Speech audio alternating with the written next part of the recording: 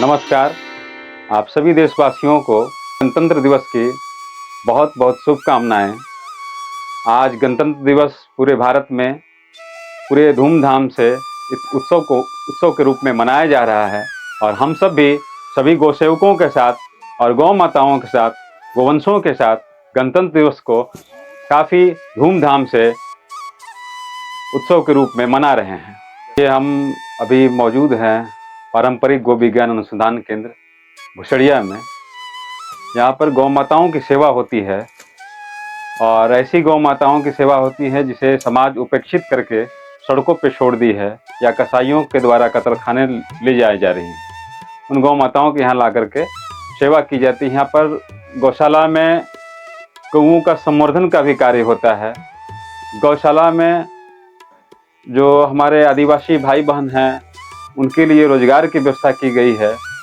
उन्हें गाय से, गोबर से, गोमूत्र से जो दवाइयाँ बन सकती हैं, जो प्रोडक्ट बन सकते हैं, वो सारे के सारे बनाने के लिए यहाँ पर प्रशिक्षण दिया जा रहा है। और इस सब कार्य को लेकर के हमारी गौशाला इस पे काम कर रही है और हम चाहते हैं कि हमारा क्षेत्र में, पलामू जो क्षेत्र है हमारा, ये हर जगह पूरे झारखंड में गौ माता की सेवा हो, गौ माता का सम्मान हो, गौ माता के संवर्धन के लिए कार्य हो। सभी युवा लोग इस कार्य क्षेत्र में आगे बढ़ें और गौ माता के सम्मान के लिए आगे आएं, क्योंकि गाय एक ऐसी प्राणी धरती पर जो कि सब कुछ देती है। गाय ही है तो आयु है, गाय हमें निरोगता देती है, गाय समृद्धि देती है। गाय यहाँ तक कि गौ है तो गोविंद है, गाय से ही गोविंद की भी प्राप्ति होती है। हम जब हरिद्वार में थे तो वहाँ की, और यहाँ जब आए अब इस गौशाला में, तो मुझे यहाँ की साधना की जो उन्नता, मतलब साधना के जो यहाँ की ऊर्जा है, मेरी साधना में और प्रगति कर रही है तेजी से। तो जहाँ गाय रहती है वो स्वयं तीर्थ बन जाता है, क्योंकि गाय एक चलता फिरता मंदिर है जिसमें 33 कोटि देवता मौजूद हैं। जब गाय के हम सेवा करते हैं तो 33 कोटि देवताओं की सेवा हो जाती है, 33 प्रकार के देवताओं की सेवा हो जाती है। हमें फिर किसी मंदिर में जाने की ज़रूरत नहीं रहा, क्योंकि गाय के पीछे गोविंद हैं, गाय के पीछे राम हैं, गाय के पीछे परशुराम हैं। सारे ऋषि गौ से ही हैं, सारे ऋषि गौ से हैं, सारे संत गौ से हैं। गाय बिना सब कुछ अधूरा है। गाय बिना धरती बंजर हो जाती है, गाय के बिना जंगल समाप्त हो जाएगा, गाय के बिना जीवन ही समाप्त हो जाएगा। गौ है तो जीवन है, गाय है तो गोविंद है, और गौ है तो विश्व है, क्योंकि गाओ विश्वस्य मातरः, गाओ विश्व की माता है। सिर्फ गाय भारत की माता नहीं है, गाय पूरे विश्व की माता है।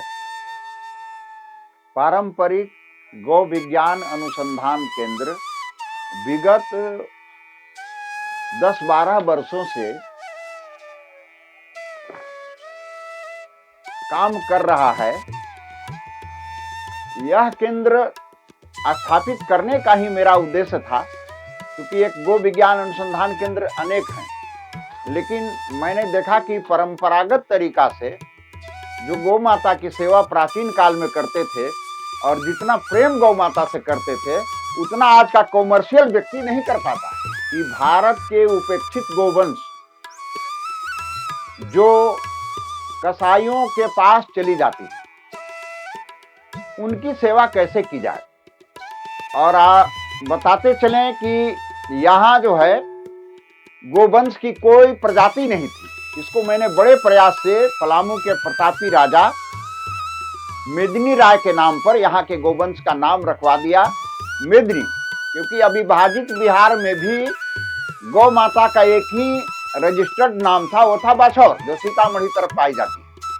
तो देखा कि भाई झारखंड में कोई नाम नहीं है। मैंने करनाल के वैज्ञानिकों से संपर्क किया और करनाल के वैज्ञानिकों के द्वारा इस आरंभिक अवस्था में यह था गौशाला, उस समय इसका विजिट किया गया। कम से कम करनाल के वैज्ञानिकों ने इसका विजिट 5 बार किया। उसमें doctor PC Chandran, doctor Amitabh day, Reena और भी बहुत लोग आते रहे हैं यहाँ। RK अग्रवाल जो हेड थे करनाल के, वो भी आए हुए हैं। तो जेनेटिक रिसोर्सेज के लोगों ने यहाँ के एक ही नस्ल के, एक ही तरह के 50 गोवंश को कम से कम देख के इसका नामकरण किया, और मैं उनको लेकर समस्त पलामू प्रमंडल में घूमा। तो इसका स्थापना का मेरा उद्देश्य है कि उपेक्षित गोवंश को कैसे लोग सेवा करें और इनसे लाभ कमाएं। अभी हमारे यहाँ जैविक खाद की अनेक विधाएं सिखाई जाती है। जो जैविक खाद बना करके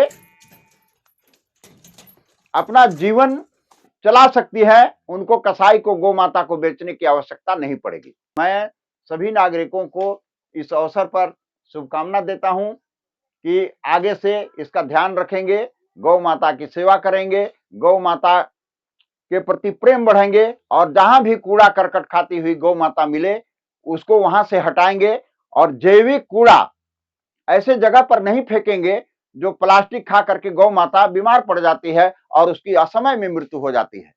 जय गौ माता, जय गोपाल।